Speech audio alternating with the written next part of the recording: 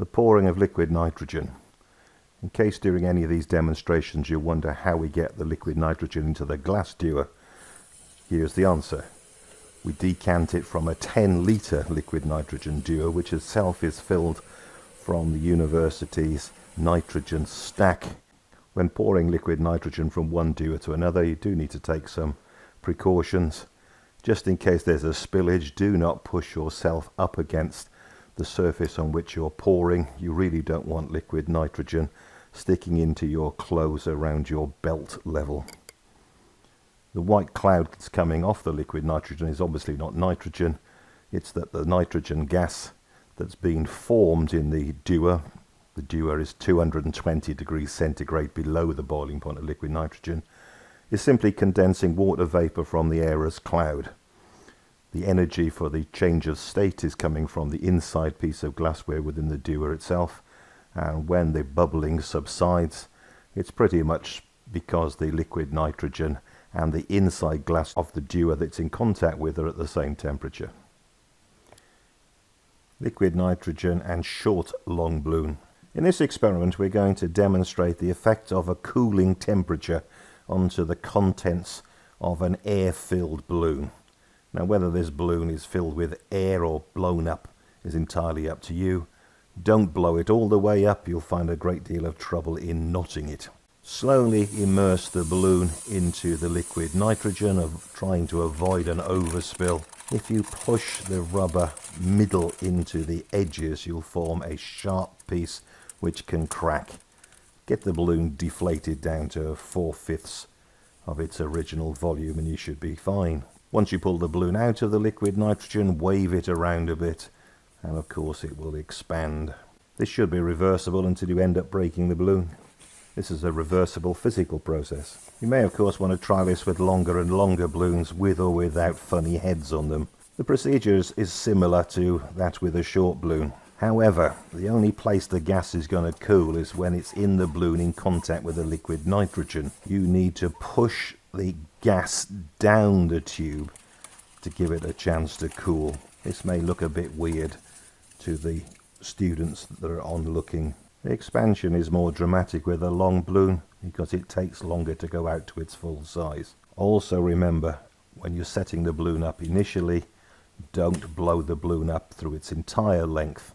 It's harder to tie the knots. You might want to ask the students what's causing this effect. Is it that when the gas in the air is cooled, the particles shrink, or the particles get close together, and vice versa on heating? You may also want to see the experiment with liquid nitrogen into a sidearm Buchner flask. Liquid nitrogen in a Buchner flask. In this experiment we place approximately 35 cubic centimeters of liquid nitrogen into a sidearm conical flask that's been fitted with a balloon. Sidearm conical flasks are also called Buchner flasks. These are at room temperature. 35 cubic centimeters of liquid nitrogen is approximately 28 grams and therefore 1 mole, or containing the Avogadro number of particles 6 times 10 to the 23. As the nitrogen begins to boil, because we've stoppered the flask, the nitrogen gas has to go into the balloon and eventually the balloon gives and we get quite a nice bang. The tips for this experiment are to use cheap balloons, not the helium quality balloons, because they will get excessively large before they burst, and indeed the stopper might fly off the top of the flask beforehand. If the balloon gets too big, you also run the risk of spilling the liquid nitrogen out of a toppled conical flask. Make sure the bung is pushed in securely. Attaching the balloon to a conical flask is relatively easy. Scrunch up the neck of the balloon and wrap several layers of insulation tape around it and then loop around the conical flask. It's surprising it holds, but it does every time. Before you set the experiment off, blow into the flask to inflate the balloon. Hold it for a few moments so you can work out whether the balloon is going to leak at the point where you've attached it. If it doesn't, go ahead with the demonstration. For student demonstrations, it's always good to use 2 conical flasks at the same time. They know what to expect when the first one goes off, and the tension will mount for the second. Condensing oxygen from the air using liquid nitrogen. Liquid nitrogen has a temperature of -196 degrees centigrade. Liquid oxygen boils at -183 degrees centigrade. Liquid nitrogen is therefore colder than liquid oxygen. To get a small sample of liquid oxygen, put some liquid nitrogen into a metal container, such as an old tin from a soup can, using insulated gloves, as liquid nitrogen is a cryo material and you don't want an accident. If you hold the liquid nitrogen over a receptacle, eventually a few drops of oxygen in the liquid state will condense and hit the container. To show it's liquid oxygen, we're simply using the relighting of a glowing spill method. If it was water that was being condensed down, of course the spill would go out. Condensing water vapour from your breath. The stream of nitrogen gas coming from a Dewar of liquid nitrogen is so cold it can easily condense the water vapour in your breath. Your breath contains water vapour at 37 degrees centigrade, and the cold nitrogen gas coming from the Dewar is a lot colder. The cloud formed is essentially billions of tiny droplets of liquid water. Cloud is in the liquid state. A liquid nitrogen waterfall. It's not often you get the opportunity to demonstrate liquid nitrogen as a waterfall. Here we have an empty lecture theatre, so no worries about open-toed shoes and small children sitting on the floor. You simply pour a few litres of liquid nitrogen down the steps. Of course, the floor is at room temperature. Room temperature is 220 degrees hotter than the liquid nitrogen, so the liquid nitrogen boils from the underside as it hits the floor. It also boils from the top down. The cold nitrogen gas being produced is sufficiently cool to condense any water vapour in the air immediately above it, hence the cloud formation. There are no droplets of liquid nitrogen on the floor. The liquid nitrogen has boiled. Liquid nitrogen and rubber tubing.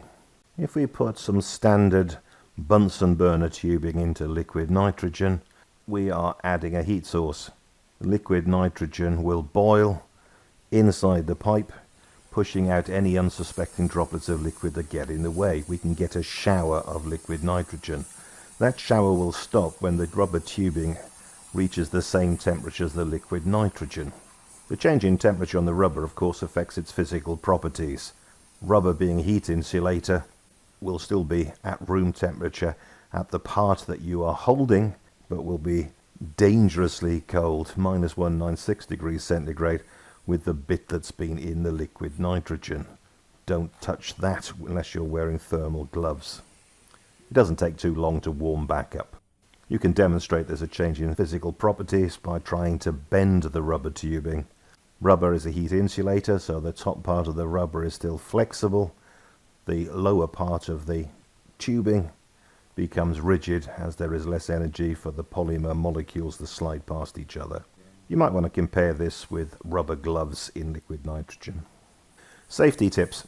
When you're doing this experiment for the first time, you're more likely to concentrate on the end that's in the liquid nitrogen rather than the dangerous end, which is the bit you're holding in your hand. You need to make sure you're pointing that in the direction of away from your eyes and your body, and not in the direction of other people, particularly your school students who might be in the firing line. Like all experiments, this requires a bit of practice. The second tip would be to make sure you have a sufficient depth of nitrogen.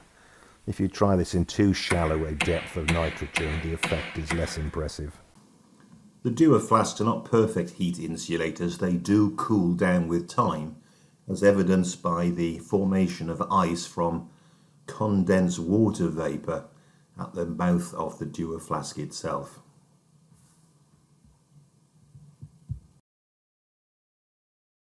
The effect of cold temperature on rubber gloves, both latex rubber and nitrile rubber. For a very simple experiment, there is a lot to consider here. Firstly, the liquid nitrogen is a cryo material. It exists at least -196 degrees centigrade, so cold temperature burns are a potential hazard. If you're using latex gloves, you've got to make sure that your students are not latex intolerant. Using the nitrile rubber gloves in this particular case is a good alternative, but they are less stretchy at the start. First thing, getting the glove in liquid nitrogen. If you fold the top over and put the glove in liquid nitrogen and just submerge it below the liquid for a few moments, that's all that's required. Now, if you're not happy using your hands to do this and your fingers do not get anywhere near the liquid nitrogen, you could use a tongs or even a wooden spill. In pulling out the gloves, make sure that you've emptied the liquid nitrogen, or you hold the gloves with your hand on top so any liquid nitrogen can fall downwards. And then moving the glove rapidly from one bit of flesh to another, you can crunch it open, close, so that no one bit of your skin gets cold. If you like, at this stage, you can wear a gardening glove, which is adequate insulation for this experiment. Leave the broken glove for a few moments to warm up. It's a thin membrane, so it won't take long to heat up. And then you can show that the rubber has returned to its normal elasticity. This is a temperature-dependent physical property change that's reversible. If you're not happy in handling the gloves and have the facility to do so, you could quickly pull out the glove once it's been in liquid nitrogen, drop it onto the floor, and within 2 seconds, press your foot slowly over the rubber glove, and you'll hear a cracking noise like standing on a pile of poppadoms or Pringles. In this experiment, we show the apparent cooking of an egg in liquid nitrogen. Whilst taking appropriate precautions, pour liquid nitrogen into a clean, dry pan. Make sure there's no water on the underside of the pan, otherwise you're going to form ice and stick the frying pan to the tabletop or whatever you're using. Simply crack the egg into a depth of liquid nitrogen and wait for a few moments. At the end of the experiment, the egg looks like it is fried, but of course it's a frozen egg, not a cooked egg. There's no denaturing going on, there's no chemical reaction, there's only a physical change, freezing. If you leave the egg for a good 15 minutes, you'll see that the so-called fried egg melts. Fried eggs don't melt, frozen eggs do. In this experiment, we are looking at the effect of the cold temperature of liquid nitrogen on the cells in a banana.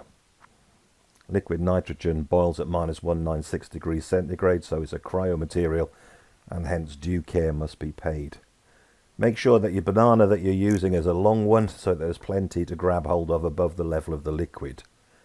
Now you do need to put the liquid nitrogen and banana in contact with each other for a good few minutes. This is not a quick reaction.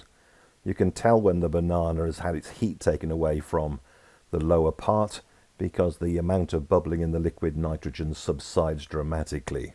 After a time, take the banana out, put it on a heat-proof mat or a suitable bench top, using a screen as necessary, and hit the banana with a hammer. Bits will fly everywhere, hence the need for a screen if you're doing this in front of a class of school kids. Also, hit the other end of the banana. This shows two things. Firstly, the cytoplasm in the cells in the banana that's been in liquid nitrogen freeze and hence become brittle, and the cells in the warm end of the banana haven't frozen and so are still quite squidgy when you hit them with a hammer. Banana is a heat insulator. Be very careful when picking up the broken piece of the banana because they'll still be extremely cold. I would suggest that you pick them up before they thaw thoroughly, because they will go black and very squidgy and will make a bit of a mess to clean up. In this video clip, we're using chemiluminescence as a way of showing the difference in rates of reactions with temperature. We're looking at the difference in chemiluminescence in hot water and in liquid nitrogen. The light sticks that we're using for this are commercially available, and we are using the thicker ones, which are better for demonstration purposes than the thin ones. This may be repeatable using ice and hot water. As most are aware, the two chemical ingredients for the chemical luminescence are within a sealed plastic container, and you need to be able to break the thin glass vial inside the plastic tubing to get the two to start. If you're doing a comparison, it's always best to use light sticks of the same color. With liquid nitrogen, the end point will be when the reagents in the plastic tube freeze. One last tip, make sure the levels of the hot and cold liquids are well below the top of the light stick, otherwise you'll have trouble fishing them out. We can also show that this is a reversible process by swapping around the two glow sticks. Notice that the one has been frozen in liquid nitrogen doesn't melt at the top, even though the bottom starts glowing very brightly.